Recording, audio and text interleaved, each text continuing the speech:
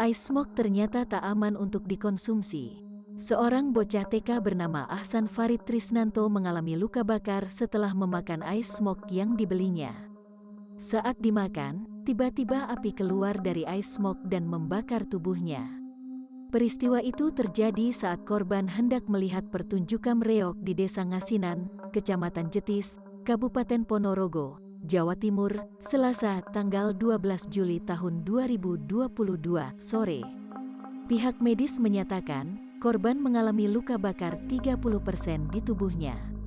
Diagnosis dari UGD Kombosio Grade 2 30% atau luka bakar persentase kurang lebih 30%, ujar Kabid Pelayanan Medis RSU Muslimat, Dr. Siti Nur Rohmah, Rabu, tanggal 13 Juli tahun 2022.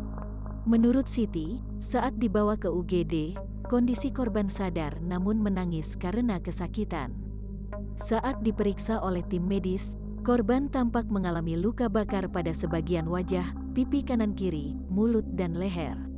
Tak hanya itu, ditemukan luka bakar pada bagian dada, lengan kiri dan jari-jari pertama dan kedua tangan kiri. Setelah dilakukan pemeriksaan, korban ditangani oleh dokter spesialis ahli bedah. Saat ini kondisi anak tersebut sudah stabil dan mulai mau makan serta minum.